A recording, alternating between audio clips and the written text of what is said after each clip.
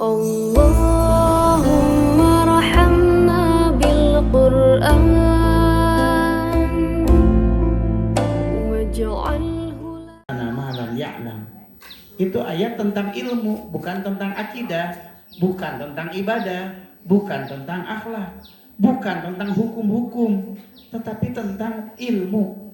Itu menunjukkan bahwa beragama itu harus didasarkan kepada ilmu. Nah, mudah-mudahan ibu-ibu sekalian kita masuk dalam golongan orang-orang yang mendapatkan kemudahan dari Allah untuk memasuki surganya. Amin ya Allah ya Rabbal Alamin.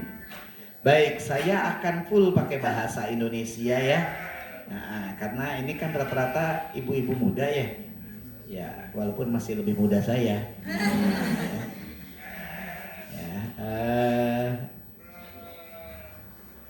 Saya itu berasal dari Bandung, Jawa Barat. Karena berasal dari Bandung, Jawa Barat, walaupun hidupnya lebih lama di Jogja, tapi untuk ceramah menggunakan bahasa Jawa, ya jangankan saya, orang yang asli Jawa saja, yang seusia-usia saya ini nggak berani kadang-kadang pakai bahasa Jawa, kan begitu ya. Maka full akan memakai bahasa Indonesia. Kenalan dulu ya ibu-ibu sekalian, ini baru pertama ya. Saya juga kaget. Saya tuh pernah beli bakso Payaman di sini ya. Hah? Pokoknya ada Payaman, bakso tusuk gitu ya. Oh. Ini cuma tetangga sebelah. Iya makanya saya ketika baca ini Payaman tuh jangan-jangan pas saya diajak anak saya beli bakso tusuk. Jadi saya diajak anak saya kesini hanya untuk membeli bakso tusuk itu. Ya Allah ya Rob. Padahal ya lumayan jauh begitu ya. Baik, saya Dudi Muhammad Rosyadi. Saya Bandung, terlahir dari Bandung. Tapi saya sampai SD saja di Bandung karena lulus SD saya sudah mondok ke beberapa pesantren. Saya tahun 84 pernah mondok di Pondok Modern Gontor, Ponorogo. Ya, itu hanya 1 tahun saja. Tapi setelah itu saya ke Jogja. Nah, makanya lama di Jogja. Saya di Madrasah Mu'alimin. Ya, jadi dari Madrasah Mu'alimin sampai sekarang, sampai punya istri. Istri saya dari Mu'alimat. Mu'alimat sudah tamat kemudian kawin. Kan itu ya. Nah itu anak saya 4. Ya, 4. 3 laki-laki, 1 perempuan. Yang laki-laki pertama dan kedua semuanya sudah berkeluarga. Ya, jadi saya sudah punya cucu walaupun usia saya baru 43 tahun. Kenapa pada ketawa?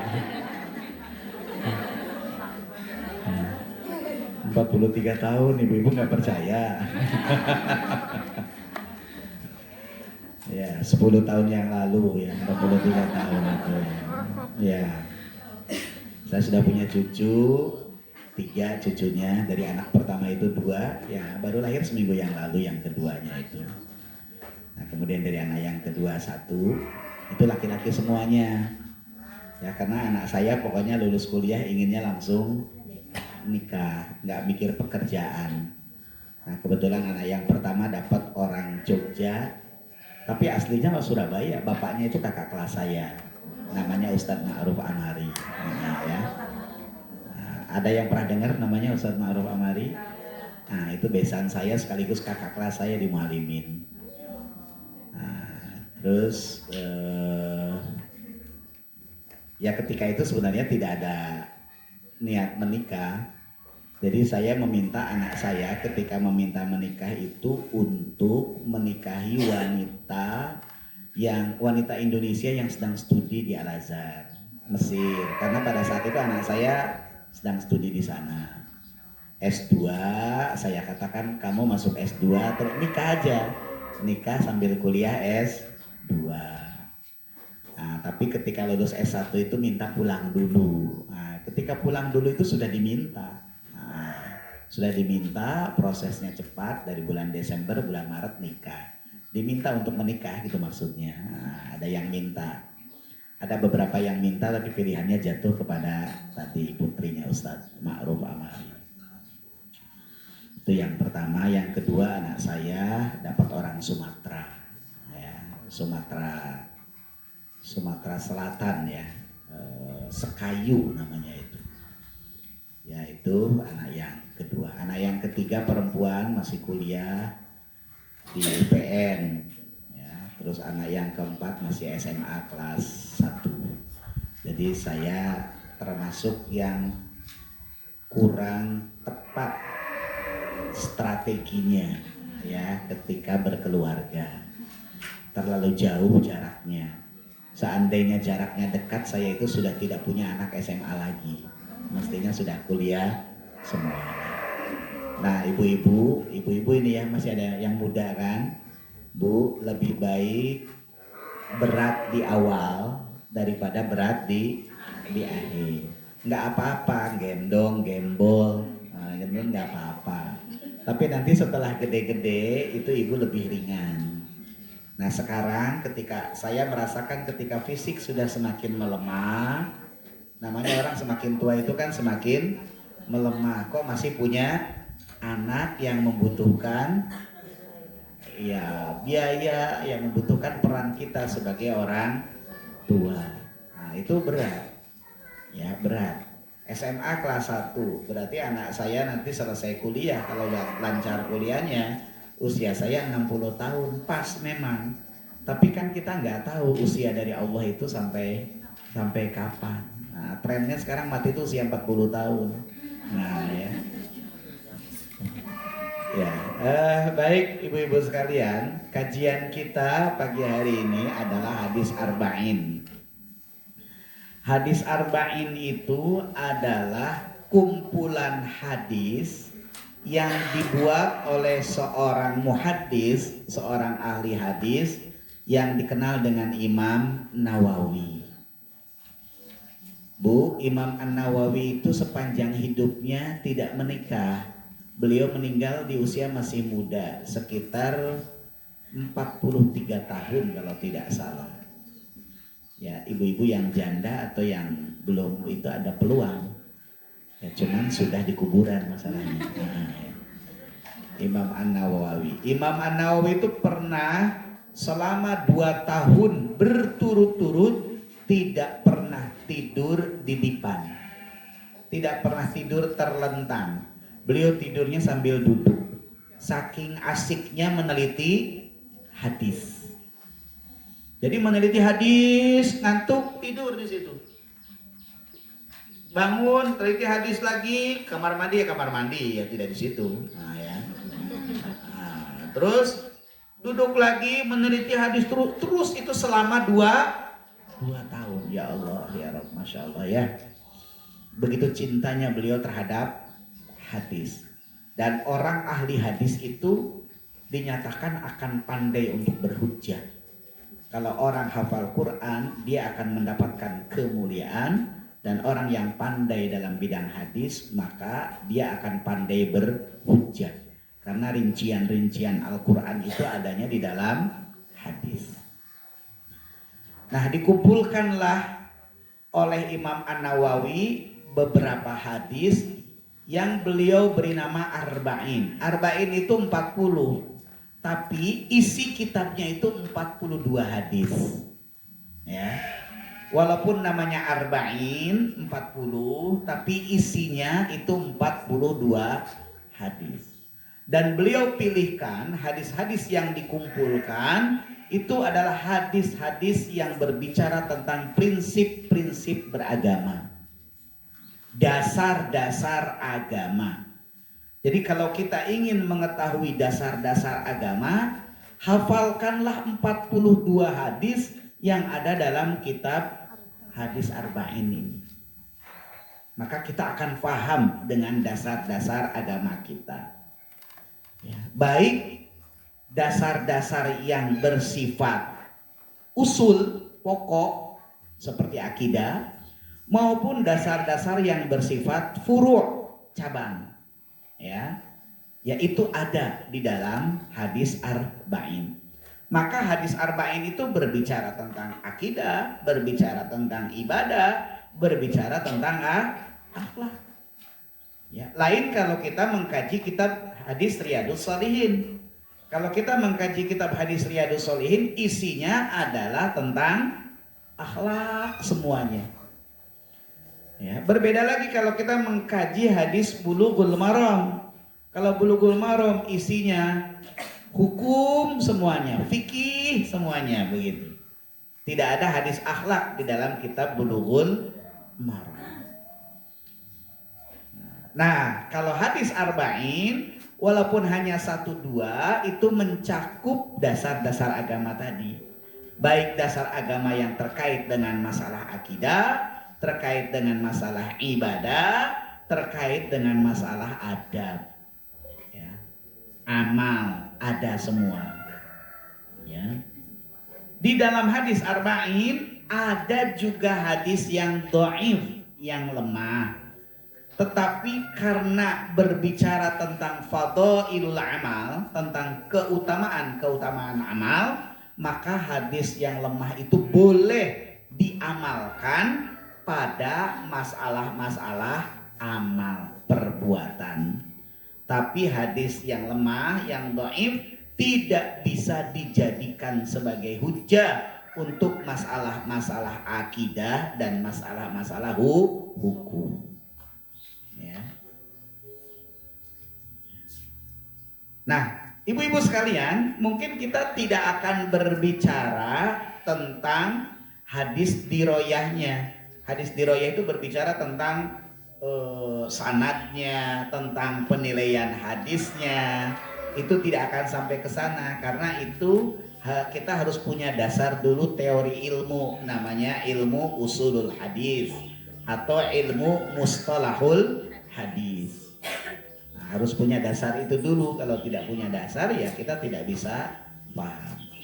Maka yang kita pahami adalah hanya lafaz-lafaz dari hadis itu dan hikmah-hikmah yang bisa kita petik dari hadis itu. Ibu-ibu sekalian, ya, kata para ulama, ya ini bukan hadis Nabi, tapi kata-kata ulama, siapa yang hafal 42 hadis tersebut, maka Allah Subhanahu wa ta'ala akan membuka pintu surga seluas-luasnya. Ini kata-kata ulama ya, bukan hadis. Kenapa? Karena kalau orang hafal 42 hadis itu, maka dia sudah memahami prinsip beragama. Siapa yang memahami prinsip-prinsip agama, maka akan lebih mudah masuk ke surganya ketimbang mereka yang tidak memahami prinsip-prinsip agama. Begitu ya. Nah, itu kitab hadis arba'in. Sudah diterjemahkan, bukunya kecil-kecil, Bu. Buku hadis arba'in itu lebih murah daripada membeli bakso. Sekarang bakso berapa? 15.000, 14.000. Misal bukan bakso tusuk, maksud saya bakso berapa? Bakso kuah itu ya. Itu kan kalau ibu-ibu beli misalkan di Baskom, bakso komplit itu satu porsinya 16.000. Nah, kitab hadis arba'in itu nggak nyampe 10.000. Bahkan mungkin tidak nyampe 5.000 mungkin ya. Nah, ya 3.000, 4.000 kira-kira. Ya, kecuali kalau membeli yang ada syarahnya, yang ada penjelasannya. Apakah syarahnya Utsaimin ya atau yang lainnya, nah itu bisa lebih mahal lagi. Ada yang Al-Wafi, Al-Wafi itu Al-Bagha ya. Nah itu karya Al-Bagha, ini lebih mahal kalau ini bukunya. Tapi kalau hanya teks saja, hadis dan terjemahannya itu kecil-kecil jadi buku saku begitu ya. Ya kalau untuk menghafal enak pakai itu. Ya. Tapi kalau untuk pengetahuan yang luas bisa beli Al-Wafi. Bisa dipahami ya Bu ya? Ya, baik ibu-ibu sekalian, kita sekarang akan masuk ke hadis yang pertama. Ya. Hadis yang pertama dari kitab Arba'in. Dan hadis yang pertama ini itu adalah hadis yang selalu dimuat di nomor 1 di berbagai kitab hadis. Ibu membaca kitab hadis apapun, maka yang pertama ibu-ibu dapatkan adalah hadis yang pertama yang ada dalam Arba'in ini. Arba'in An-Nawawi. An Amiril Mukminina, ya,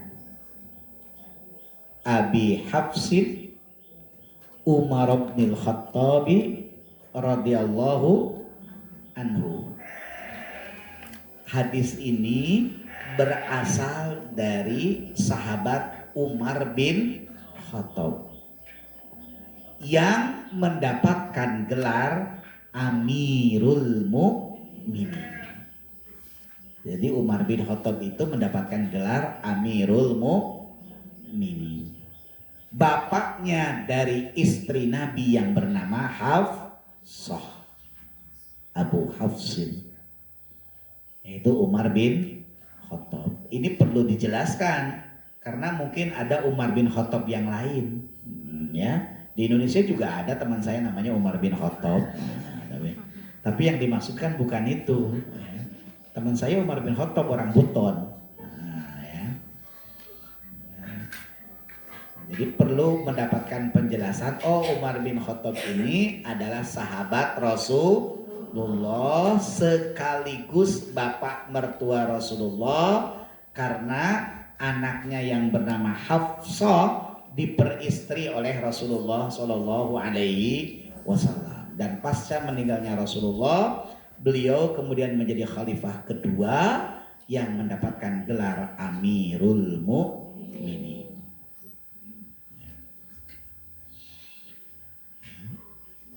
Nah, sami'tu Rasulullah sallallahu alaihi wasallam yaqul. Umar bin Khattab itu mendengar Rasulullah sallallahu alaihi wasallam bersabda, "Innamal a'malu binniyat wa innama likulli imri'in ma nawa. Faman kanat hijratuhu ila Allahi wa rasulihi fa hijratuhu ila Allahi wa rasulihi. Wa man kanat hijratuhu lidunya aw imra'atin yankihuha fa hijratuhu ila ma hajara ilaihi." Innama, ini kalau di dalam bahasa Arab itu namanya adatul hasyr, huruf yang berfungsi untuk membatasi. Ya, apa yang dibatasi dalam kalimat ini? Kata-kata mukmin. Jadi seorang mukmin itu hanyalah, ya, kan begitu. Kalau di sini innamal a'malu, yang dikatakan perbuatan itu hanyalah.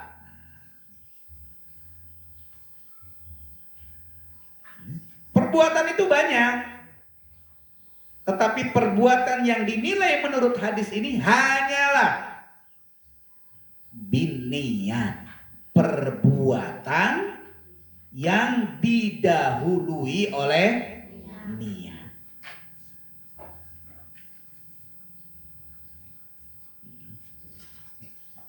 Ibu-ibu yang dirahmati Allah Subhanahu wa taala, Allah itu telah menciptakan kita dengan sebaik-baik bentuk. Walaqad khalaqnal insana fi ahsani taqwim. Secara material, manusia itu diciptakan dari tiga unsur.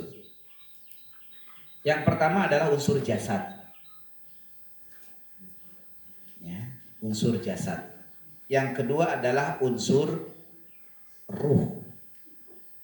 Dan yang ketiga adalah unsur akal. Nah, ketiga unsur yang ada pada diri manusia ini harus berjalan secara seimbang, secara harmonis, agar manusia ini betul-betul terjaga kesempurnaannya. Kalau jasad itu nutrisinya Bu, itu makan dan olahraga. Jadi kalau kita ingin memperbaiki jasad, ya jaga makannya, jaga olahraganya. Maka kenapa Allah berfirman dalam Al-Quran, falyanzuril insanu ila ta'ami. Hendaklah kalian itu memperhatikan masalah makanan. Jadi makanan itu ya, tuntutan yang harus diperhatikan. Karena Allah Subhanahu wa Ta'ala hanya membatasi halal dan haram. Ya. Tapi tidak semua yang halal itu cocok untuk setiap orang. Kan gitu ya.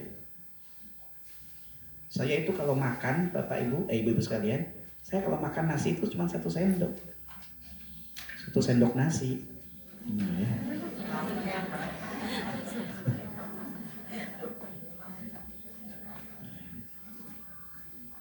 Karena makan sedikit saya sudah langsung gemuk. Bukan kenyang, gemuk. Tapi ada orang yang makannya segunung, enggak gemuk-gemuk. Nah, coba kenapa itu kira-kira? Kan ada yang makan sedikit gemuk. Saya tuh makan sedikit gemuk. Waktu di pondok itu, sejak di pondok saya makan sedikit. Tapi teman-teman saya makannya, apalagi sedang semego, kan gitu ya. Tapi ya kurus-kurus, tidak gemuk-gemuk, tidak seperti saya. Nah, berarti mestinya saya bisa memilih makanan mana yang cocok untuk diri saya, yang lebih mudah dimetabolisme oleh tubuh saya, kan begitu.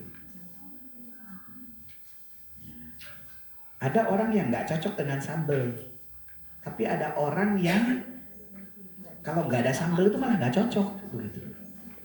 Jadi makan tuh harus pakai sambal. Ada orang yang makan harus pakai kerupuk. Kalau nggak pakai kerupuk nggak rame. Padahal kerupuk itu, 1 bulat kerupuk itu kalorinya sangat tinggi. Ya, kalorinya sangat tinggi, bisa jadi mengalahkan kalori 1 piring nasi yang kita makan.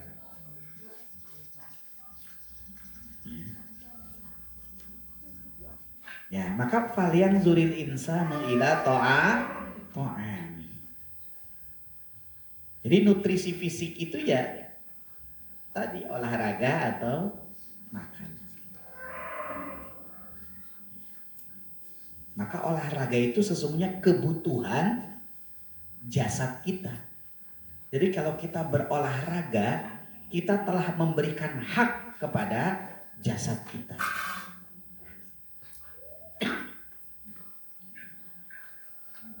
Kalau akal, nutrisinya adalah ilmu. Akal itu nutrisinya ilmu. Kalau akal kita ingin terus berkembang, maka banyak-banyaklah menggali pengetahuan.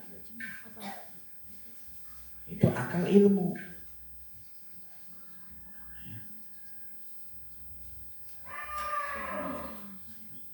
Nah, kalau ruh, nutrisinya adalah ibadah.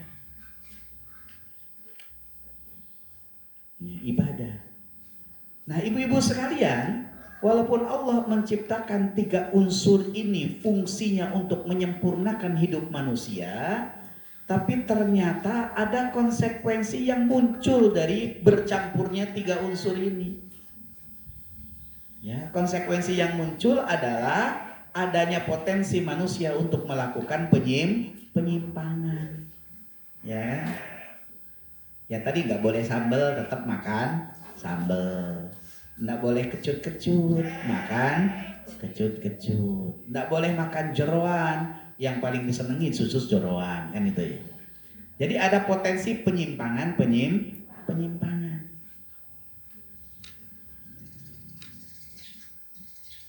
Nah, karena ada potensi penyimpangan itu, Allah sudah menyampaikan di dalam Al-Quran, ya, qad aflaha man zakkaha wa qad khaba man dassaha. Itu kan terkait dengan jiwa. Jiwa itu apa sih Bapak Ibu sekalian? Ya, jiwa itu tidak ada yang tahu. Kolbun itu juga tidak ada yang tahu. Nah, bisa jadi jiwa itu adalah dampak yang muncul dari percampuran tiga unsur tadi. Muncullah yang namanya jiwa. Kayak begini Bapak Ibu sekalian, kalau cat warna putih kemudian digabung dengan warna hitam, warnanya jadi apa? Jadi abu-abu, kan gitu kira-kira. Nah, kita ini bercampur tiga unsur pembentuk kita, kemudian muncul sesuatu yang lain. Sama juga sekarang dengan teknologi, ada istilah apa sekarang itu? Jadi diciptakan ini tiba-tiba memunculkan sesuatu yang di luar prediksi dari pembuatnya sendiri. Nah, kan gitu. Di luar prediksi dari pembuatnya sendiri. Bu, nggak pernah bayangkan ketika munculnya nanochips, ya. Kemudian nanochip itu memiliki kemampuan yang luar biasa sampai sekarang bisa mengubah kultur hidup masyarakat, ya kan? Itu nggak pernah dibayangkan loh oleh penciptanya, oleh pembuatnya itu, penemunya. Dan konon katanya penemunya itu orang Indonesia, alumni dari ITS Surabaya. Ya, itu penemu nanochip. Ketika ditawarkan ke BPPT tidak mampu. Ya, kemudian ditawarkan ke Singapura tidak mampu. Akhirnya ditawarkanlah konsepnya itu ke Microsoft di Amerika, ke Bill Gates. Dan oleh Bill Gates ditangkap. Nah, kemudian makanya HP yang dulu besar-besar menjadi kecil-kecil. Laptop yang dulu tebal-tebal besar sekarang bisa tipis-tipis. Nah, itu kan karena ditemukannya nanochips itu. Akhirnya orangnya sekarang berganti warga negara, menjadi warga negara Amerika. Yang warga negara Amerikinya dihilangkan. Ya. Ya, coba bisa mengubah kultur masyarakat tuh. Dulu kalau pengajian begini belum ada handphone, yang kita lakukan kan ngobrol ngalor ngidul. Nah, sekarang sudah ada handphone, datang ke tempat pengajian, apa yang dilakukan? Oh, sendiri-sendiri sibuk begini. Padahal ada temennya di sampingnya, kan gitu. Sama suami istri juga di kasur gitu. Kalau dulu ngobrol bagaimana pendidikan anak, bagaimana perkembangan ekonomi keluarga. Kalau sekarang saling membelakangi, masing-masing chattingan. Itu suami istri bisa jadi kalau tidak ada kesepakatan.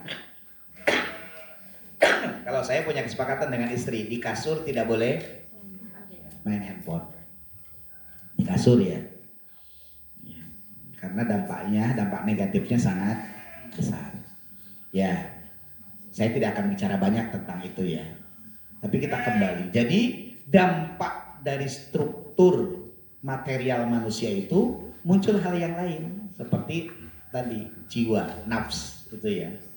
Nah, maka ada potensi buruk dan ada potensi baik. Karena hakikatnya ruh itu mengajak kita kepada kebaikan, ruh itu. Tapi ternyata tadi bukan hanya kebaikan, tapi juga keburukan, penyimpangan. Nah, ibu-ibu yang dirahmati Allah Subhanahu wa Ta'ala, karena potensi yang dimiliki oleh manusia itu seperti itu, maka perlu ada pagar-pagar, perlu ada pembatas ya, yang bisa diketahui oleh manusia agar tidak melampaui pagar itu. Nah, salah satu yang dijadikan sebagai pagar itu adalah niat. Ya. Itu untuk membedakan mana perbuatan yang memiliki nilai dan mana perbuatan yang tidak memiliki nilai. Ya, pagarnya, batasnya itu adalah niat, sederhana. Orang sama-sama melakukan perbuatan yang sama, tapi nilainya bisa berbeda hanya karena niatnya yang berbeda. Maka niat itu menjadi sesuatu yang sangat penting dalam kita melakukan amal menjadi sesuatu yang sangat prinsip. Dan yang tahu itu hanya dirinya dengan Allah Subhanahu wa Ta'ala. Maka niat itu disebut sebagai aktivitas hati, bukan aktivitas lafal. Jadi kalau ada orang yang melafadzkan niat, itu tidak menjadi penentu terhadap diterimanya amal.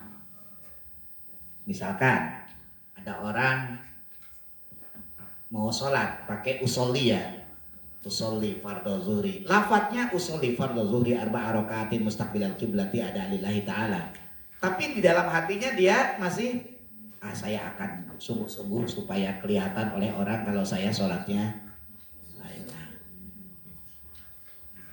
Maka niat yang dilafadzkan itu tidak akan berfungsi apa-apa. Nah, karena niat itu aktivitas hati. Ada nggak orang yang melafadzkan niat tapi niatnya berbeda sesungguhnya dalam hatinya? Ya bisa jadi banyak yang begitu. Ya. Makanya jangan menjadi ukuran kalau niatnya itu dilafadzkan. Mau sholat usolli, mau wudu nawaitul wudu'a li raf'il hadasil asghar. Terus lillahi ta'ala. Ya, kalau puasa niat nawaitu shauma ghadin an ada'i fardhi syahri ramadhana hadhihi sanati imanan wa ihtisaban lillahi ta'ala. Misalkan begitu. Itu tidak menjadi penentu. Yang menjadi penentu dalam amal perbuatan kita itu adalah apa yang dimaksudkan oleh hati kita, apa yang ditujukan oleh hati kita. Karena niat itu kan tujuan. Ya, niat itu. Jadi hati kita kira-kira menunjukkan perbuatan itu untuk apa? Itulah yang disebut dengan niat.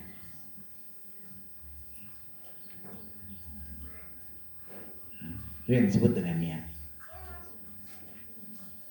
Maka ibu-ibu yang dirahmati Allah Subhanahu wa Ta'ala, niat itu menjadi sesuatu yang sangat prinsip di dalam beragama. Hadis tentang niat itu dilatar belakangi oleh sebuah peristiwa pada saat hijrah.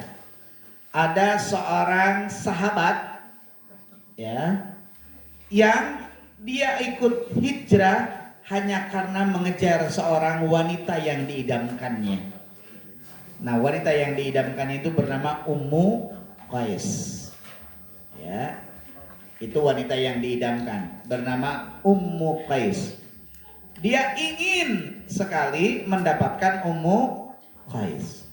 Jadi kalau dia berhijrah karena Ummu Qais, karena dia berhijrahnya karena Ummu Qais, maka kemudian lahirlah hadis ini.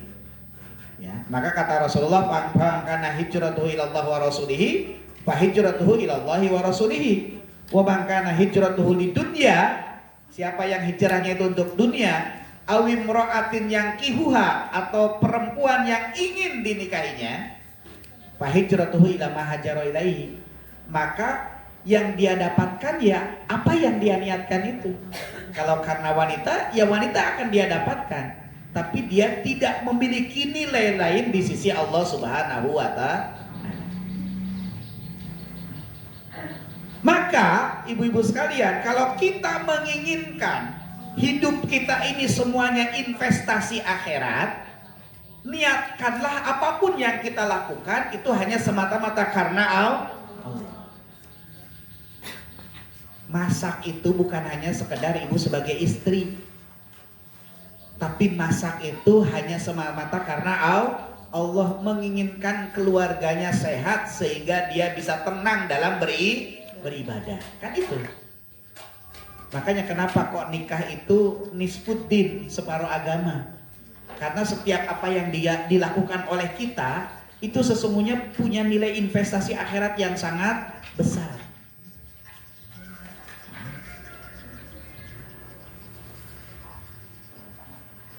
Itu ibu-ibu yang dirahmati Allah Subhanahu wa Ta'ala, ya. Jadi niat itu menjadi penentu terhadap amal perbuatan yang kita lakukan.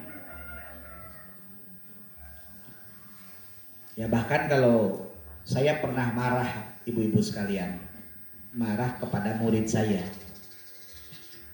Ketika itu saya masuk kelas, terus ngomong-ngomong, kan saya lihat kok anak-anak itu pada lemes-lemes begitu. Nah, sampai terjadi dialog, dalam salah satu dialog itu muncul ungkapan begini. Di sini dibayar mahal-mahal tapi gurunya nggak enak-enak, kata dia begitu. Gurunya nggak enak-enak. Kan bahasanya tidak enak banget, bayar mahal, gurunya tidak enak. Bayar mahal. Saya katakan, nah, setidak enaknya guru, tapi ilmu yang diberikan oleh guru itu tidak bisa dinilai dengan uang yang kamu berikan ke sekolahan. Ilmu itu tidak bisa diukur dengan uang. Harusnya bilang sama ibu bapakmu atau kamu sendiri. Saya bilang begitu. Kalau bayaran itu niatkan itu sodako. Jangan diniatkan itu sebagai SPP. Ya, untuk membayar guru karena nggak cukup. Ilmu yang diberikan oleh guru sekecil apapun tidak cukup dibayar dengan rupiah. Maka niatkan aja sodako. Itu salah satu agar kamu mendapatkan berkah dalam ilmu, saya katakan begitu. Ya saya kan agak marah begitu. Jadi kalau sudah mengatakan bayar mahal tapi gurunya nggak enak, berarti interaksi guru dan murid itu transaksional, kan gitu ya. Dia bayar, kita yang berikan jasa, kan gitu. Kalau transaksional begitu itu ilmu itu menjadi tidak ada nilainya. Bahkan kita itu harus selalu merasa kurang ketika kita memberikan kepada guru, ya, atas ilmu yang sudah diberikan kepada anak-anak kita, kan gitu. Ya, harusnya merasa kurang terus. Karena memang tidak bisa diukur. Terus saya lanjutkan begini, kalau guru-gurunya merasa tidak enak, coba sekarang kamu maju ke depan. Tolong diterangkan pelajaran Ustadz yang kemarin Ustadz ajarkan ke teman-temanmu. Dia bilang, nggak bisa, nggak bisa. Aku nggak bisa. Saya bilang jangan mudah menilai. Ya, ingat kata-kata Dr. Sun Yat-sen. To say is easy, to do is difficult. And to make one understand is more difficult. Ngomong itu gampang, melakukan itu susah. Dan membuat orang lain paham, lebih susah lagi. Lebih susah lagi. Banyak profesor itu tidak disukai karena nggak bisa ngomong, tapi dia pinter. Nggak bisa memahamkan ke orang lain. Ada orang yang bukan profesor, tapi dia pandai dalam memahamkan ke orang lain. Itu lebih disukai daripada profesor yang pintar yang tidak bisa memahamkan ke orang lain, kan begitu. Bukan karena profesor itu ilmunya kurang, tetapi kemampuan untuk bisa memahamkan kepada orang lainnya itu yang tidak cakap, karena itu seni. Ya kayak saya gini ceramah ini, kan ada penceramah yang tidak bisa memahamkan ke orang, ada yang bisa, kan gitu. Ya karena memang memahamkan ke orang lain itu pekerjaan yang sangat sulit. Bahkan ketika kita menyampaikan A, ditangkapnya B.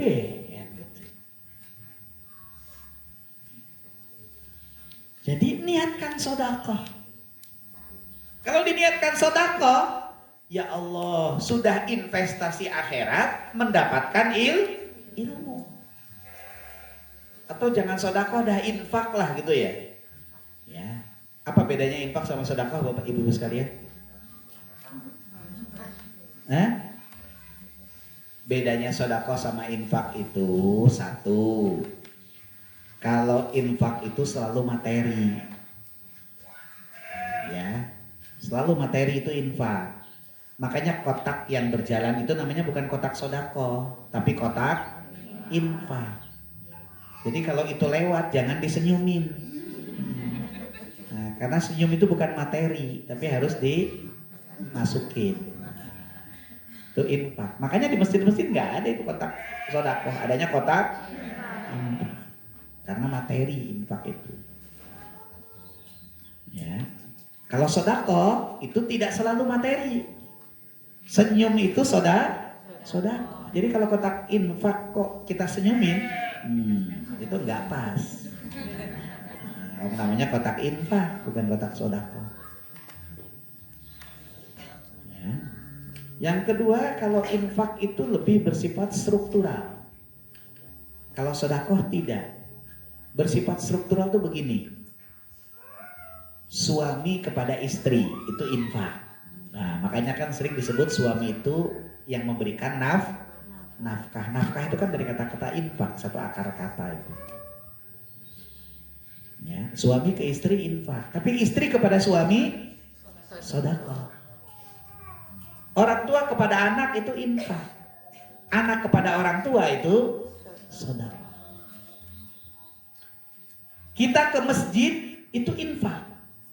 Karena masjid berada dalam tanggung jawab kita sebagai jamaah.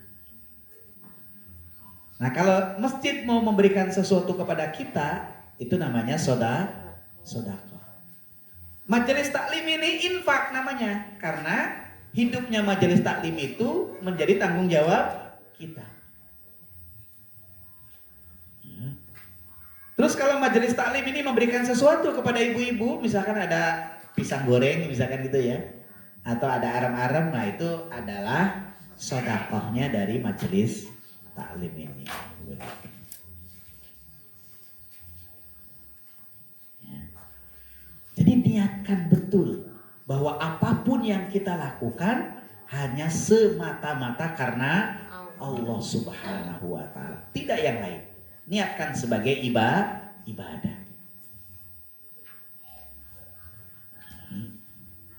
Karena kalau begini, niatkan karena Allah itu, kalau ibadah itu bisa nampak ibadah, tapi niatnya sesungguhnya tidak semata-mata karena Allah. Kemarin ibu-ibu sekalian di Masjidil Haram, ya 2 pekan yang lalu kebetulan kan saya baru dari sana ya. Ketika itu habis Jumatan, saya sedang membaca surat Al-Kahfi di Masjidil Haram. Saya baca Al-Kahfi. Terus ada seorang duduk. Nah, dia kemudian melanjutkan bacaan saya. Terus saya puji dia. Ahsanta. Qiraatuka jamil. Saya katakan itu. Bacaanmu kok bagus sekali. Nah, terus dia bilang, ana hafizul Quran. Saya penghafal Al-Quran. Wa ana mudir fi madrasati qira'at Quran. Fi Rohingya. Ketika dia mengatakan Rohingya, saya langsung kaget gitu. Dalam hati saya, nehi.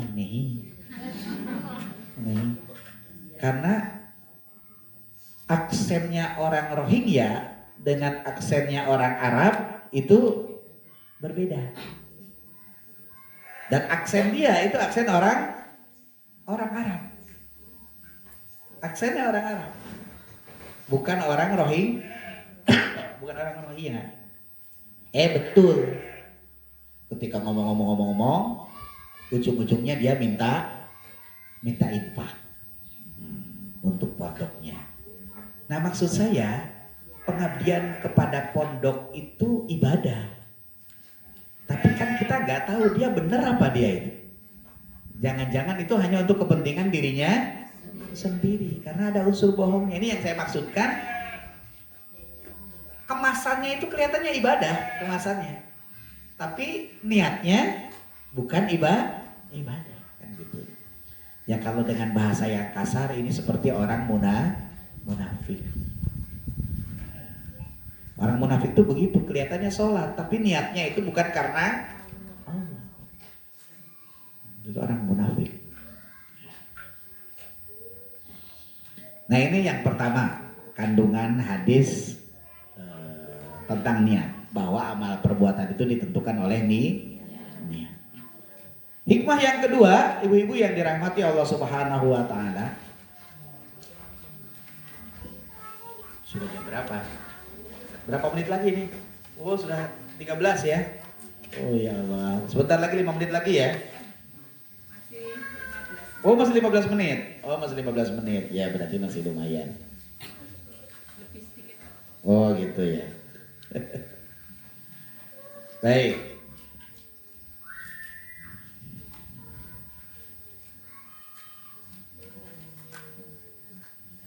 Hikmah yang kedua dari hadis niat itu,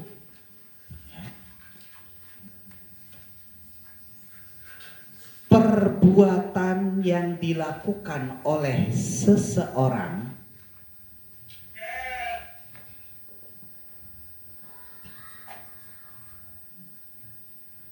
kebaikan dan kebenarannya diukur oleh syariat agama, bukan diukur oleh subjektivitas manusia.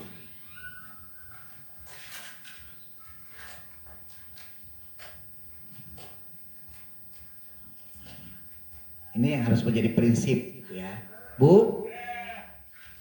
Tadi kan kita kan kalau melihat perbuatannya itu perbuatan yang baik kan gitu ya. Kalau kita menganggap pahalanya pasti banyak, tapi ukurannya bukan ukuran penilaian kita. Dan ukurannya bukan ukuran dari orang yang melakukannya, tapi ukurannya ukuran syariat. Apakah itu diniatkan karena Allah atau bukan? Itu yang membedakannya kan gitu. Walaupun kemasannya baik. Dan ukuran kita, subjektivitas itu tidak menjadi dasar diterimanya sebuah amal. Walaupun kelihatannya baik.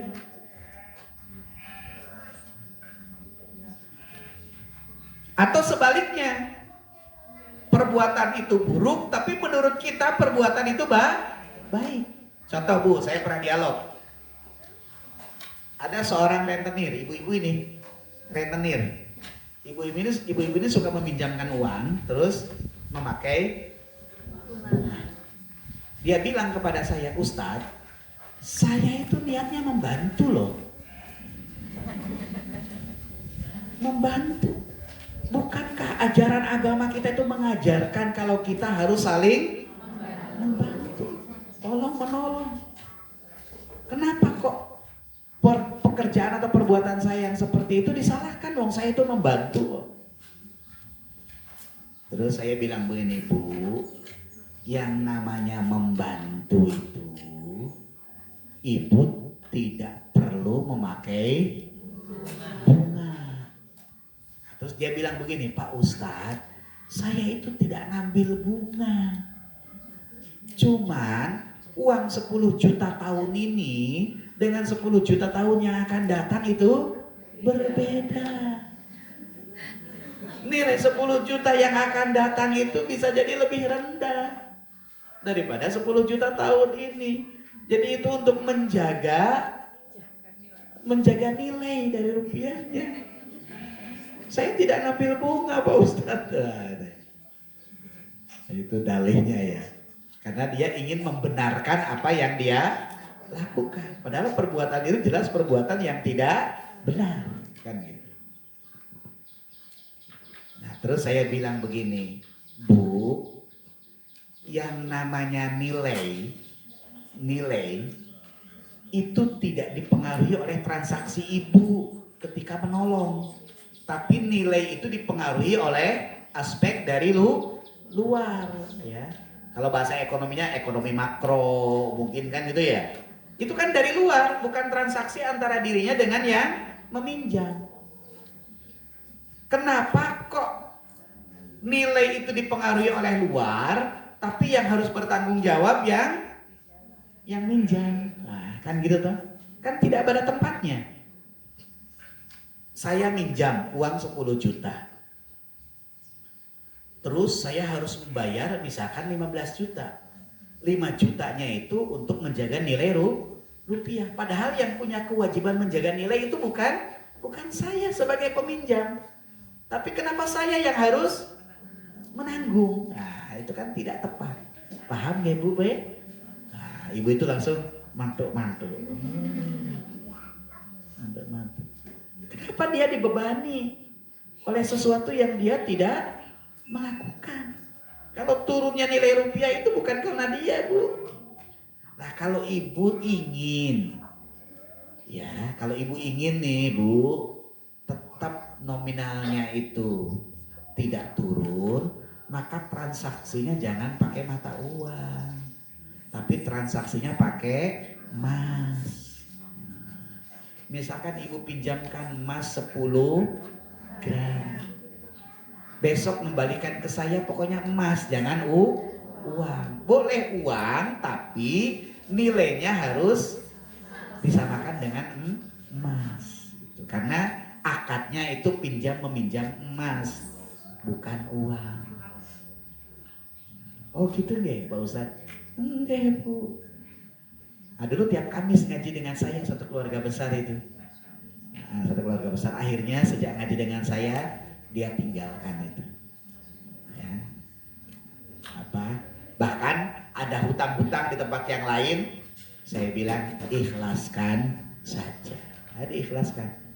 Ibu sudah sepuh usia 70 tahun kok masih jualannya jualan permata, punya kios di pasar Solo itu apa namanya?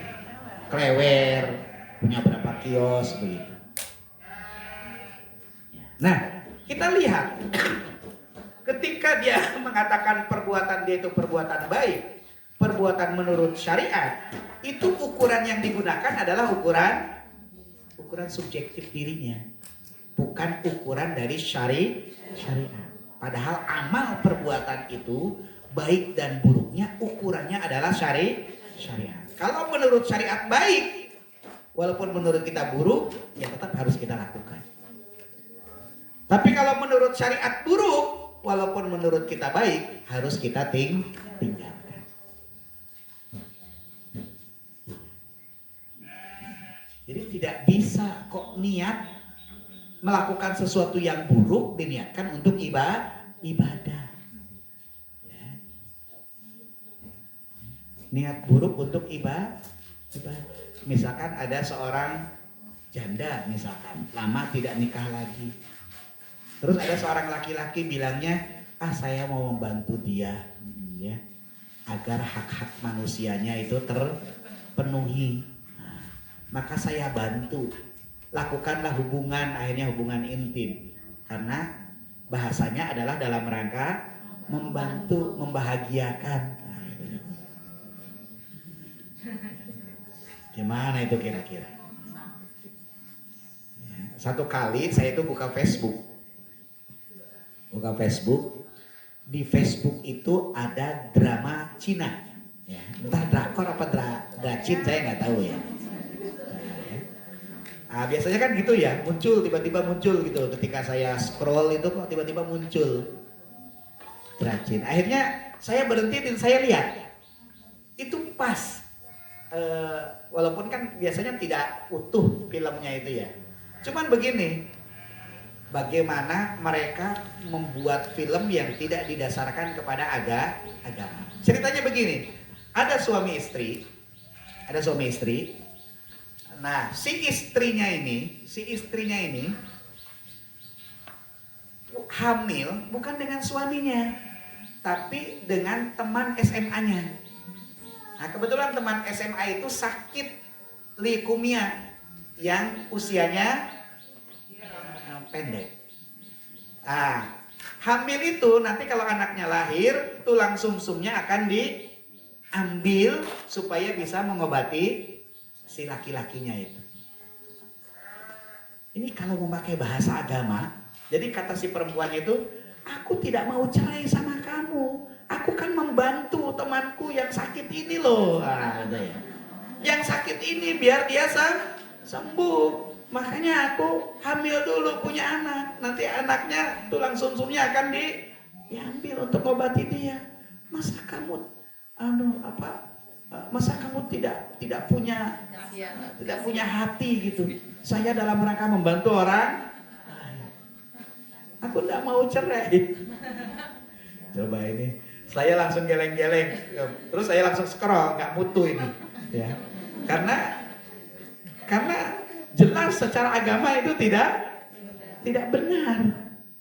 Walaupun dia menganggap bahwa itu sebagai wujud kepeduliannya, sebagai wujud kasih sayangnya, persahabatan terhadap temannya, kan gitu ya.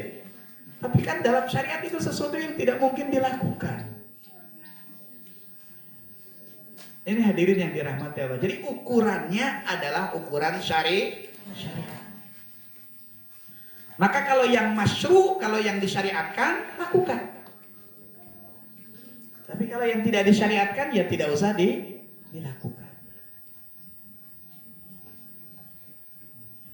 Coba, banyak orang menunaikan ibadah haji. Ya haji, tapi giliran jualan dia percaya kepada penglaris. Loh iya, jangan dikira lah penjual-penjual kecil aja pakai penglaris. Saya punya saudara di Malang, dan ketika itu saya di pintu mau naik ke Gunung Kawi. Ya, saya beli bakso di situ. Nah, mobil-mobil yang turun dari arah Gunung Kawi itu mobil-mobil mewah, bagus. Ya. Saya pakai Pajero. Yang turun-turun juga Pajero. Cuman kalau Pajero saya kan panas jobo jero.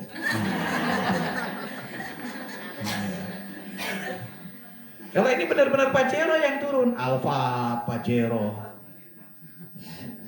Dia pengusaha-pengusaha dan percaya terhadap penglaris. Dan itu banyak. Saya punya teman dekat Asalam, punya tempat. Dia buka kerjasama siomay. Siomanya enak banget, tapi nggak laku. Sementara yang sekitar-sekitarnya itu, walaupun ada jajanan yang tidak enak, tetaplah laku sekali. Ganti mie ayamnya enak, tetapi tetap yang laku adalah mie ayam yang sebelumnya. Akhirnya teman saya didatangi sama seseorang, Mas, nek kepengin payu, gelem ora? Pakai itu tadi penglaris tadi itu. Wah, teman saya langsung nelpon saya. Ya, kamu mau menggadaikan akidah kamu apa? Nah, saya gitu. Daripada kamu terjebak, ya, punya keuntungan yang banyak tapi kamu sesat, lebih baik kamu tidak usah jualan. Atau kamu sudah punya penghasilan yang baik. Akhirnya tempatnya itu dia kontrakan ke orang lain. Kalau dikontrakan kan bebas ya. Itu pada pakai penglaris itu. Ya kita nggak tahu lah. Ya ada bakso di Solo enak, rame terus. Nah teman saya bawa temannya yang bawa anak kecil. Nah ketika sedang nunggu itu, yang anak kecil tuh langsung bilang begini, "Mah, Pak, aku nggak mau di sini, Pak. Jijik." Jijik kenapa? Wah itu ada yang meludahi kuahnya. Biar enak kuahnya. Ya itu penglaris itu. Soto, bakso kan itu ya. Ah iya pakainya jin. Nah, dia kerjasama dengan bangsa jin. Tapi mereka kaya. Bisa jadi uangnya digunakan untuk haji. Coba bayangkan. Ya. Di satu sisi dia melakukan syariat, tapi di sisi yang lain dia melanggar syariat. Ngeri itu. Dan itu banyak, Bapak Ibu, Ibu sekalian banyak gitu, banyak ya. Kalau saya tuh pernah dari pelakunya di jalan Taman Siswa itu ada empek-empek enak, namanya Mang Oji. Sampai sekarang masih ada. Dulu di sampingnya itu ada empek-empek juga baru, lebih baru dari Mang Oji.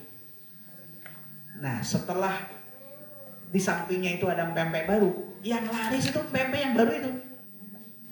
Mang Oji itu enggak, Tadinya dia mengevaluasi apa punya saya kurang enak ya. Nah, tapi dia taunya begini. Satu kali dia sedang berdiri di depan warungnya. Ada orang pakai sepeda motor. Nanya, warung pempek mana? Ditunjukkanlah punya dia. Ini, wah ini mah tutup kok. Ini bukan warung pempek gitu. Nah, ketika ditunjukkan yang sampingnya, ini mungkin. Oh iya, itu sampingnya. Jadi ditutupi. Itu cerita ke saya itu yang punyanya saya juga gak tahu kok. Padahal saya gak kenal gitu, tapi ya kok dia cerita gitu ya. Ya sekarang sudah sampingnya sudah bangkrut, sudah gak jualan tuh. Gara-garanya ketika istrinya melahirkan anaknya cacat. Nah, ya. Ya jangan-jangan ada apa namanya? Tumbalnya lah istilahnya begitu. Ya kita tidak tahu. Tapi banyak. Ustadz Fadlan itu cerita ke saya. Nah ini jual buah, laris sekali tadinya. Terus ada penjual yang baru.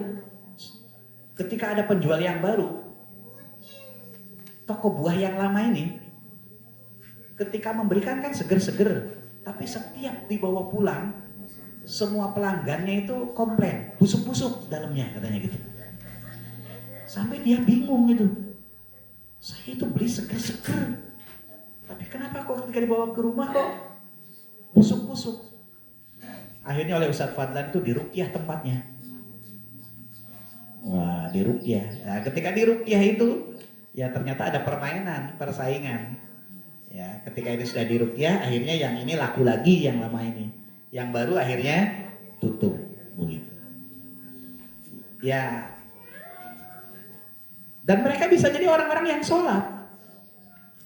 Mereka orang-orang yang sholat. Mereka juga puasa bisa jadi. Begitu ya. Nah ini ibu-ibu yang dirahmati Allah Subhanahu wa ta'ala. Maka kebenaran itu jangan diukur oleh subjektivitas diri kita.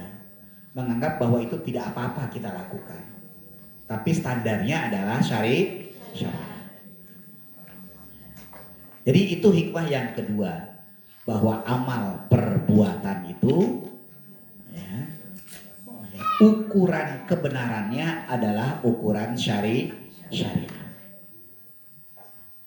Dan kalau kita melakukan perbuatan buruk walaupun niatnya baik, tetap itu dinilai sebagai perbuatan yang buruk. Tidak bisa perbuatan buruk itu menjadi perbuatan baik hanya karena niatnya baik, tidak bisa. Ya. Jadi niat yang baik itu ya harus diterapkan kepada perbuatan-perbuatan yang sesuai dengan syariat.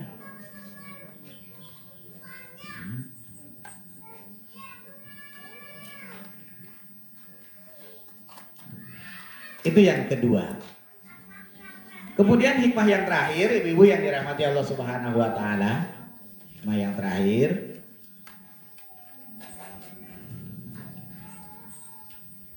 hadis itu memberikan pelajaran kepada kita tentang pentingnya kita memiliki ilmu tentang syariat.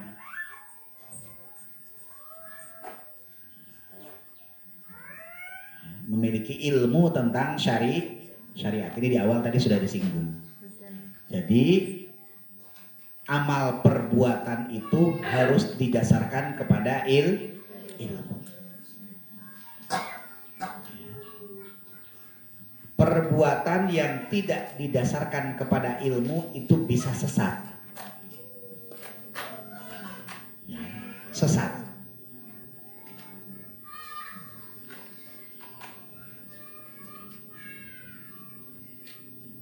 Ini contoh ya, tapi bukan kaitannya dengan sesat. Contoh aja. Saya pernah mengisi pelatihan sholat di Bank BRI Klaten. Nah, ketika saya mempraktekkan, karena pelatihan sholatnya lebih kepada tata cara ya, bukan kepada filosofi sholatnya itu sendiri. Ketika saya praktekkan tata cara sholat, hampir semuanya jamaah mengatakan, oh, oh, oh begitu toh, oh, lah awake dewi yo, keliru loh. Nah, itu. Terus saya tanya, bapak-bapak, ibu-ibu, sholat yang bapak-bapak ibu lakukan sekarang ini, bapak-bapak ibu dapatkan dari mana? Semuanya hampir menjawab serentak dari guru SD-nya. Dari guru SD. Jadi setelah SD sampai dengan tua itu tidak pernah ada pertambahan ilmu tentang sholat. Maka ketika dia merasa, oh gitu toh, ini karena dia tidak pernah menambah ilmu. Coba kalau terhadap sesuatu yang salah, berarti kan sesat selamanya, kan begitu. Itu karena kurangnya ilmu. Padahal sederhana, saya hanya mempraktekkan kalau takbiratul ihram, Bapak Ibu, ini angkat kedua tangan kita. Allah, ini menghadap ke kiblat semuanya. Angkat sampai dengan sejajar dengan telinga kita. Ini boleh juga sejajar dengan bahu kita, karena hadisnya ada 2. Nah, tapi tidak begini ya Pak Bu ya. Allah. Tidak begini ya.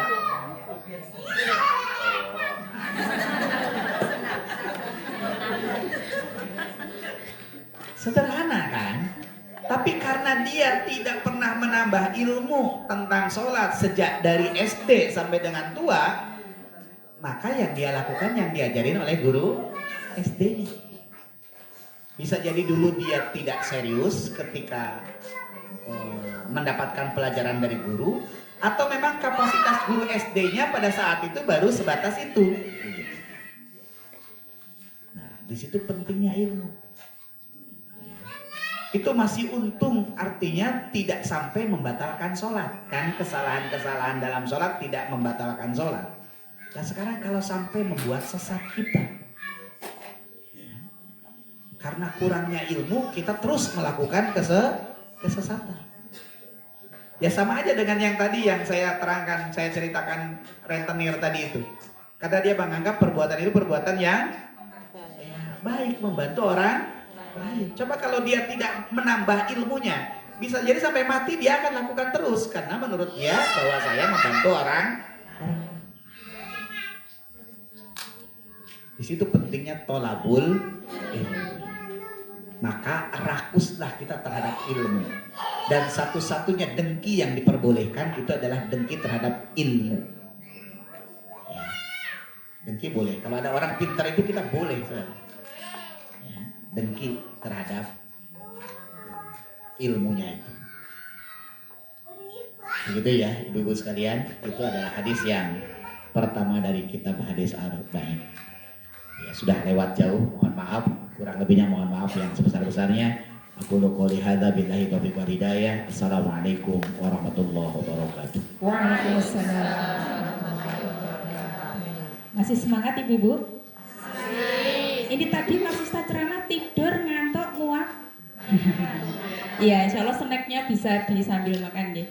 Masya Allah Ustadz, barakallahu fiik, ini tadi luar biasa sekali. Berapa halaman yang dicatat saya ada sekitar 1, 2, 3, 4 halaman, tapi mungkin tulisannya gede-gede ya. Ustadz, mungkin ada sedikit waktu untuk kita semua ingin bertanya. Masih boleh ya Ustadz? Ya, kalau ada yang ingin bertanya, insya Allah ada hadiah door prize dari panitianya, silahkan diambil. Ya, yang pertama dari baris yang sini dulu, ya. Monggo Bunda. Tolong dicatat pertanyaannya.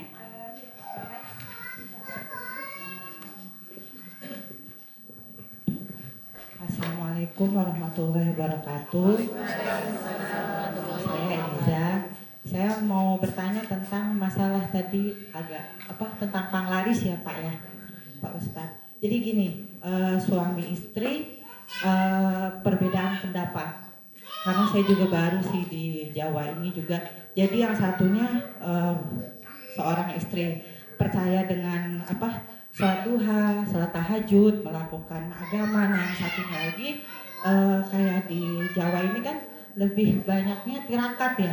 Jadi menunggu kuburan ditungguin dan saya juga nggak ngerti. Nah seorang suami ini percaya kalau penglaris itu dari kirakat tiap malam itu.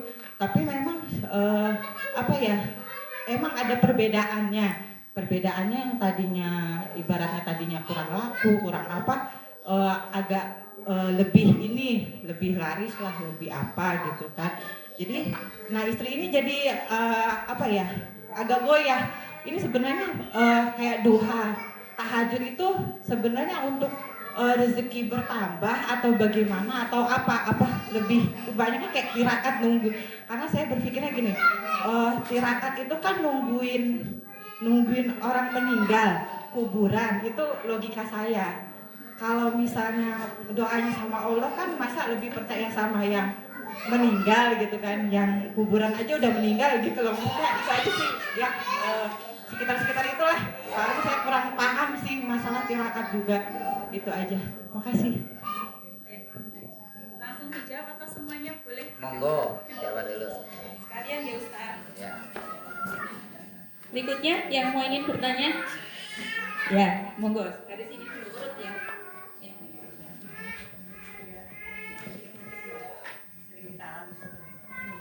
Assalamualaikum warahmatullahi wabarakatuh. Waalaikumsalam warahmatullahi wabarakatuh.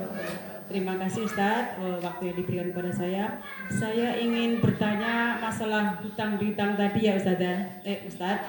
Karena ini berdasarkan pengalaman gitu aja ya. Saya nggak nunjuk orang lain, pengalaman aja. Kita kadang-kadang butuh pinjaman di mana itu misalkan ya pinjaman kecil kita pinjam ke tetangga, kadang nggak bisa ya Ustadz. Kadang kita jatuhnya ke rentenir gitu ya. Cuman ya memang dia berniat baik untuk menolong kita. Nah untuk yang pinjam ini gimana? Apa ya juga ikut berdosa Ustadz? Oh ya. Ya begitu Ustadz. Ya. Terima kasih waktunya. Langsung saja mau bertanya ke Ustadz. Ya. Kalau tadi kan sesungguhnya segala perbuatan itu tergantung pada niatnya, nggih. Lah misalnya ini kita mau berangkat ngaji gitu ya, lah ternyata kok prosesnya di tengah jalan itu malah kebanan kayak gitu, nggih. Terus jadinya lama gitu loh. Terus nggak jadi ngaji itu gimana pahalanya? Itu gimana Ustadz? Oh gitu. Ya. Bismillahirrahmanirrahim. Assalamualaikum warahmatullahi wabarakatuh. Waalaikumsalam. Saya mau bertanya Ustadz, kan thalabul ilmi itu kita harus prioritaskan ya. Jadi apakah keutamaannya itu sama dengan ketika kita mendengarkan kajian lewat HP? Apa kajian-kajian rekaman seperti itu dengan datang langsung ke tempat majelis ilmunya gitu? Apakah beda keutamaannya atau sama kayak gitu? Itu aja Ustadz. Assalamualaikum warahmatullahi wabarakatuh. Waalaikumsalam warahmatullahi wabarakatuh. Saya bantu Ustadz tadi Ya. yang pertama, insya Allah masih paham ya Ustadz. Ya. Yang pertama tadi tentang kebiasaan suami datang ke kuburan Ya. sama istri yang minta rezeki tambahan lewat ibadah. Ya. Baik ibu-ibu sekalian, setan itu akan selalu mencari jalan untuk meyakinkan orang lain, untuk meyakinkan manusia. Ya, jadi real betul ternyata makin laris kan gitu ya. Tapi itu berarti keberhasilan dari setan, Ya. Jadi akan dengan berbagai upaya. Nah kalau misalkan tidak begitu kok tidak laris begitu. Padahal saya sudah tahajud, saya sudah duha, saya sudah segala macam. Bisa jadi ada sesuatu yang kurang tepat di dalam dia berikhtiar. Ya sekarang kalau sholat duha supaya laris itu berarti niatnya karena ingin laris. Diluruskan dulu niatnya. Tahajud ingin laris berarti tahajudnya ingin laris. Jadi sekarang difokuskan dulu niatnya bahwa tahajud, duha itu hanya semata-mata karena Allah. Lantas dalam doa-doa kita setelah tahajud, setelah doa, kita meminta kepada Allah apa yang kita pinta. Termasuk, ya Allah lapangkan dan luaskanlah rizki saya ya Allah. Karena hamba yakin engkau adalah Ar-Razzaq ya Allah. Ya, karena engkau Ar-Razzaq ya Allah, maka mudahkanlah hamba untuk menyebut rizkimu. Ya, niatkan itu. Ya. Kalau sakit disebut namanya, ya Allah, si fulan itu sakit ya Allah. Ya, hamba memohon kepadamu ya Allah. Kan gitu. Berilah kesembuhan. Ya.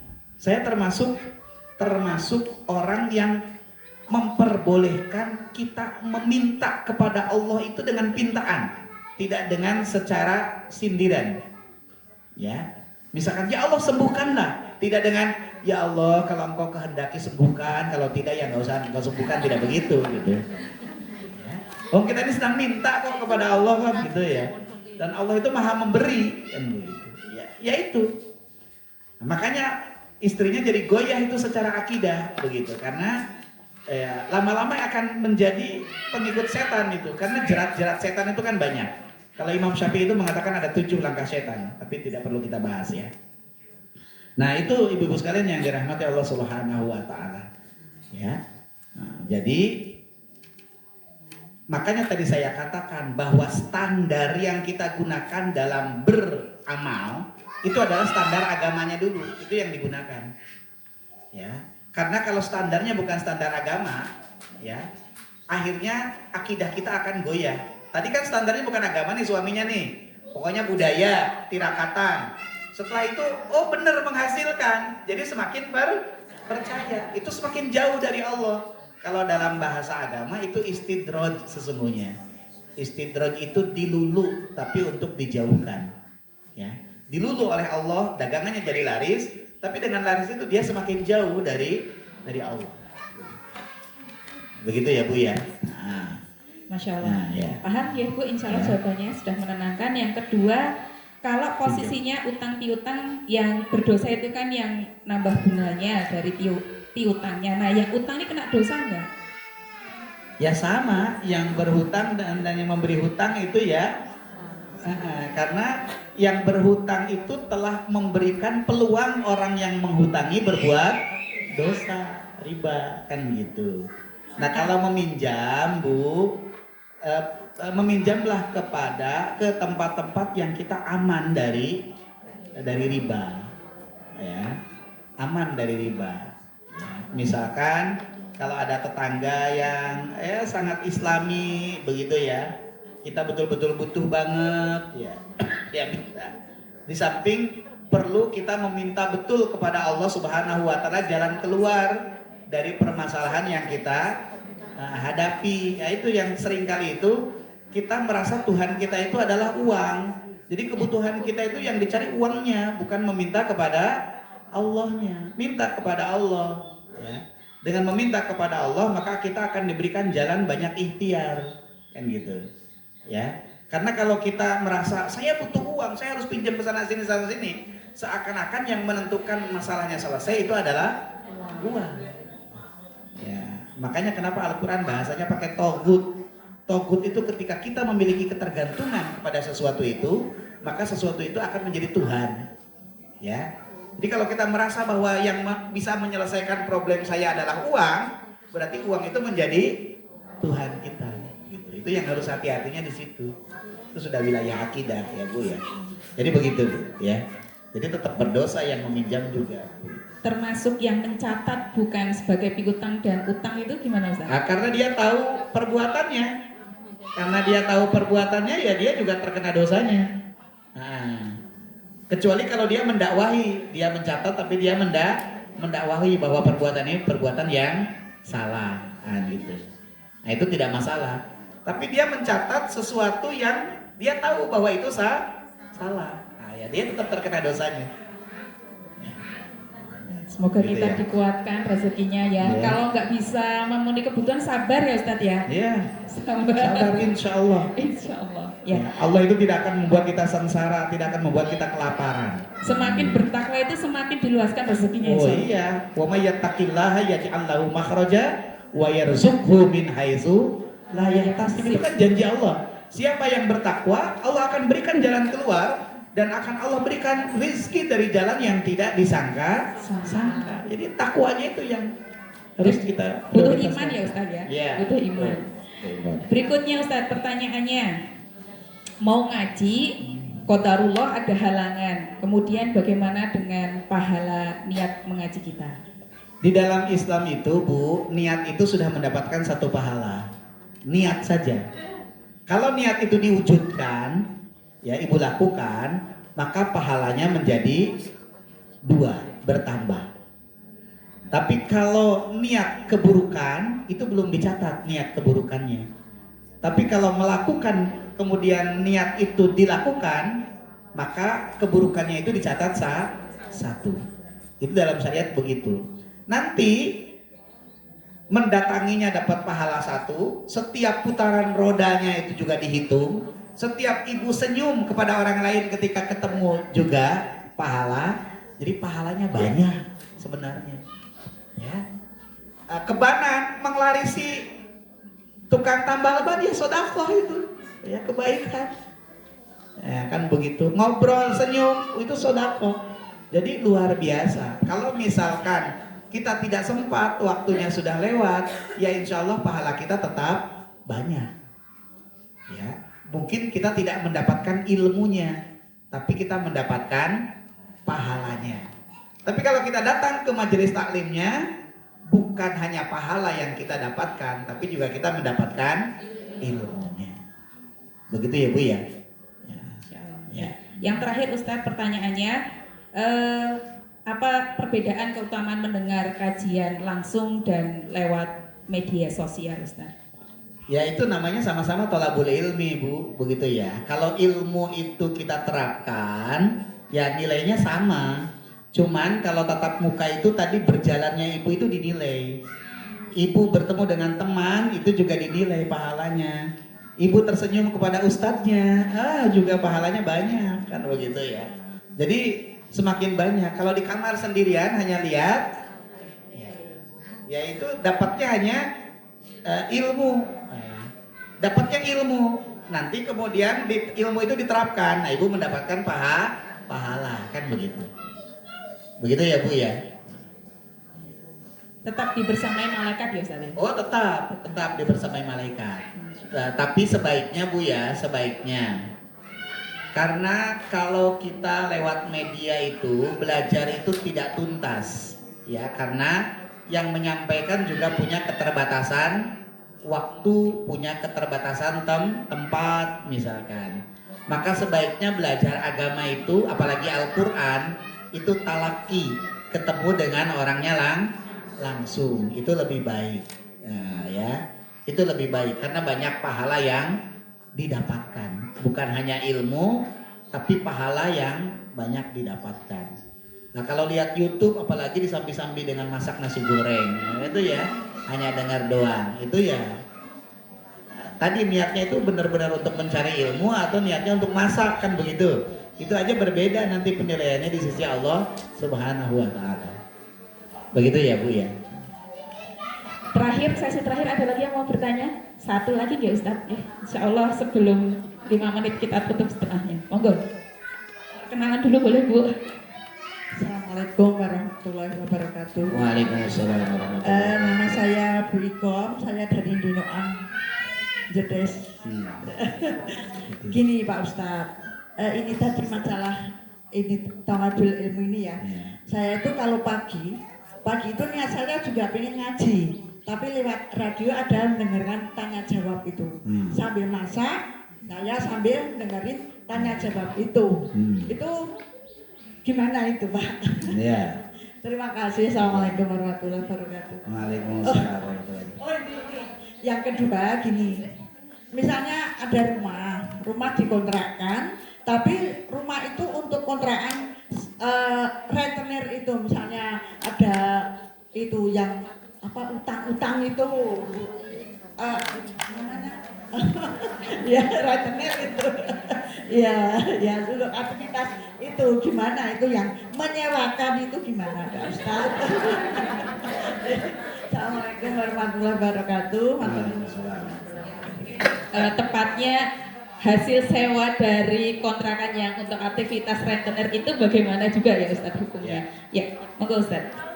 Baik, yang pertama Bu, ibu itu niatnya masak atau thalabul ilmi? Dua-duanya, jawabannya dua-duanya. Ya, jadi begini Bu, Kalau ibu masak, ibu mendapatkan pahala dari masaknya, tapi tidak mendapatkan pahala dari tolabul ilminya. Ibu hanya mendapatkan pengetahuannya.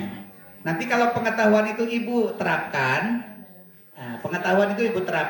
ibu mendapatkan pahala dari ilmu yang sudah ibu peroleh, ya. Karena Allah juga tidak mau toh kok disambeni gitu ya. Tolabul ilmi disamben namanya masak kan gitu ya. Ya? Ke radio. Oh gitu. Iya, sering tanya. Iya. Enggak, itu kan untuk bertanya juga untuk semakin paham kita ya. Nanti kemudian kita terapkan dalam kehidupan kita dan yang kita lakukan itu menjadi benar, maka pahalanya akan semakin besar, semakin banyak karena yang kita lakukan semakin sempurna. Jadi pengetahuan itu penting untuk semakin menyempurnakan apa yang kita lakukan, karena yang kita lakukan didasarkan kepada ilmu, bukan hanya katanya, kan gitu ya. Nah masaknya ibu dapat pahala insya Allah gitu ya. Nah, karena ibu memberikan kebahagiaan kepada anggota keluarga, kan gitu. Begitu ya. Kemudian yang kedua tadi tentang rentenir itu, kalau ada rentenir yang ngontrak di tempat ibu tidak terkena dosanya. Karena transaksi ibu itu hanya mengontrakan rumah. Ibu tidak menanggung terhadap perbuatan dari rentenirnya, kan gitu.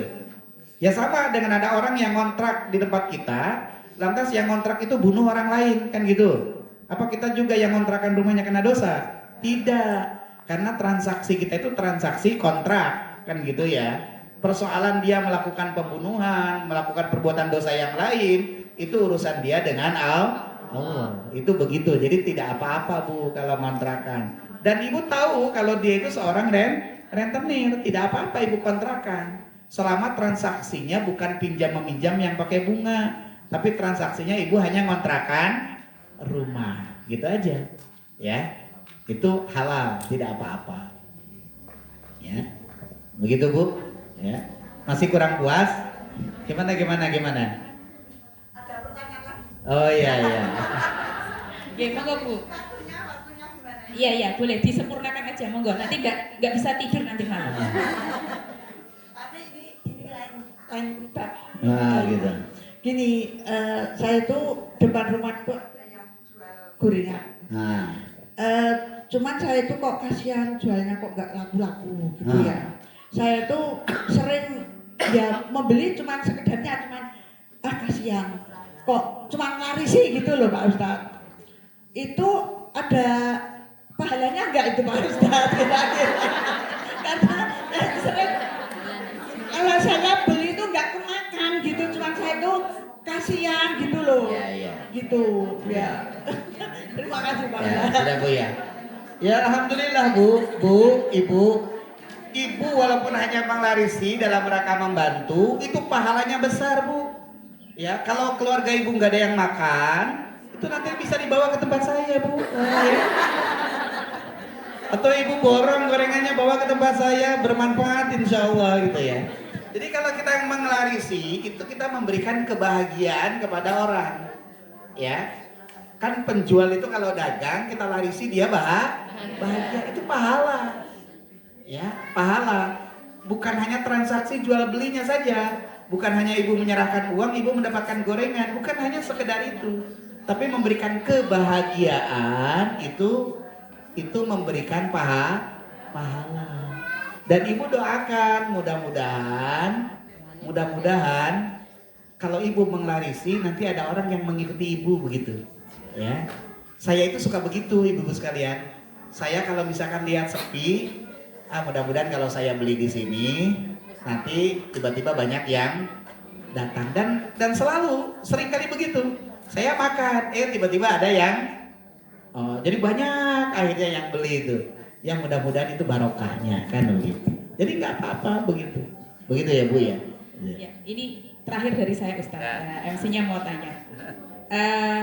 Nggak jauh beda sama pertanyaan terakhir. Saya itu kalau beli sesuatu mungkin dari saudara tetangga itu harganya misalnya 5.000 saya suka lebihin 10.000 tapi dari penjualnya itu gini, Ustazah saya tuh jualan nggak minta sodakohnya jenengan, tolong bedakan, saya tuh jualan, malah dikembalikan gitu, jadi nggak mau dilebihkan. Kadang saya kan ada susuk 10.000 dah diambil aja kayak gitu, nggak apa-apa kayak gitu ya, karena saya seneng kayak gitu, karena lihat perjuangannya sampai nganter, sampai buat. Tapi ternyata ada penjual kok berpikirnya bahwa itu syubhat, mungkin meragukan hasilnya, karena tadinya jual 5.000 kok dilebihkan sama pembeli, padahal pembelinya ini niatnya halal Ustadz, nggak minta itu diganti atau bagaimana, itu gimana Ustadz?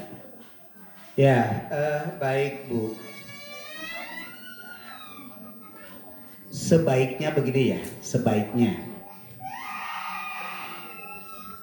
seorang pedagang tadi yang memberi harga 5.000 dia mendapatkan 10.000, dan dia mungkin tahu yang 5.000-nya itu paling sodakoh dari pembelinya, sementara dia merasa bahwa dia tidak tepat diberi sodakoh, itu tidak perlu dikembalikan mestinya, tapi dia berikan lagi sodakoh ke orang lain yang lebih membutuhkan, itu menjadi pahala berantai. Nah, itu baik begitu. Misalkan gini, saya ngasih sarung kepada si A, oleh si A dikasihkan kepada si B, B dikasihkan ke si C, C itu sampai dengan ke Z kembali lagi ke saya. Ya, sarung itu disedekahkan ke saya. Bernilai tidak? Bernilai pahalanya. Walaupun sarungnya balik kembali ya, asal saya jangan punya niat dan jangan ada kong kali kong. Ini kasihkan kepada si B ya, terus ngomong si Z, nanti Z suruh kembalikan ke saya. Nah itu mah lain kan gitu.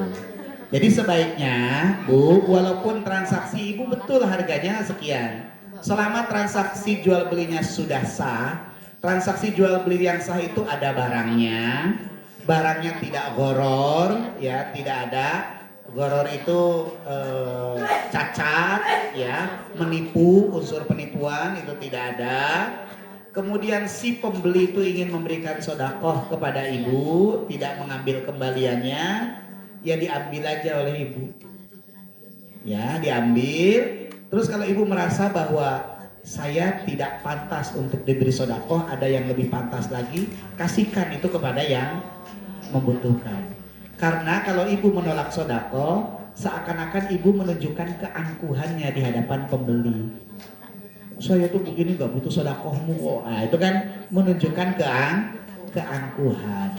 Sebaiknya itu tidak ditunjukkan di hadapan pembeli. Ya ucapkan terima kasih, mudah-mudahan berkah. Karena sodakoh itu tidak harus ke orang miskin, ke orang kaya juga ya sodakoh. Jadi tahu kita dia itu kaya, ya kita berikan sodakoh, boleh, tidak masalah, dan itu tetap dinilai sebagai sodakoh. Begitu ya Bu ya, saya kira. Memberikan peluang saling Sodakoh iya. Insya Allah. Ibu-ibu nikmat tidak belajar ilmu agama ini? Nikmat. Nagih boten? Ya besok dirutinkan lagi setiap hari Kamis. Bu, tadi yang terakhir katanya ada penjual gorengan. Kita butuh gorengan pekan depan, kalau mau sedekah boleh Bu. Ya, karena hari ini juga snacknya disponsori oleh salah satu jamaah yang hadir di sini. Jadi kita ala kadarnya, yang penting ada yang bisa dimakan, ada sedekah, kami sangat bahagia. Jazakumullah khairan katsira Ustadz, Masya Allah, semoga Ustadz juga tidak kapok membersamai kami. Semoga nanti di lain waktu bisa membersamai kami lagi Ustadz, dan Masya Allah ilmunya sangat bermanfaat, dan semoga doa yang terakhir, semoga kita dimudahkan untuk mengamalkan. Sebagai penutup Ustadz, untuk doa penutup biar lebih berkah dari Ustadz, monggo.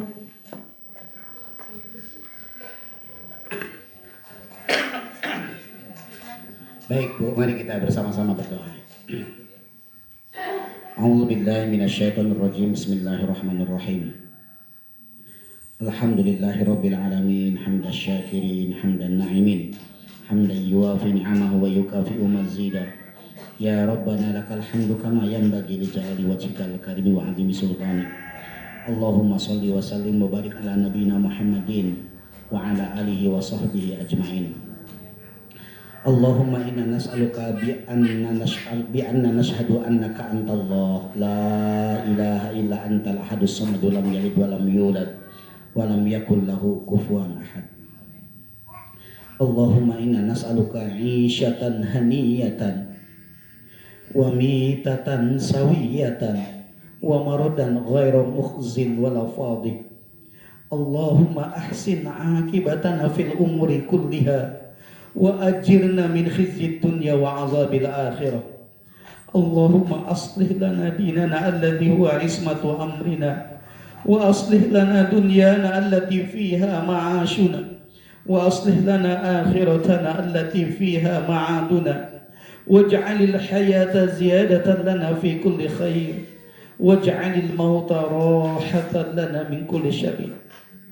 Allahumma rabbana atina min ladunka rahmah wa hayyi' lana min amrina rasyada. Allahumma arinal haqqa haqqan warzuqna ittiba'ah wa arinal batila batila warzuqna ijtinabah. Rabbana atina fid dunya hasanah wa fil akhirati hasanah wa qina adzabannar wa adkhilnal jannata ma'al abrar ya aziz ya ghaffar ya rabbal alamin. Wa sallallahu ala Muhammad wa ala alihi wa sahbihi wa sallim. Subhana rabbika rabbil izzati amma yasifun wa salamun alal mursalin walhamdulillahi rabbil alamin.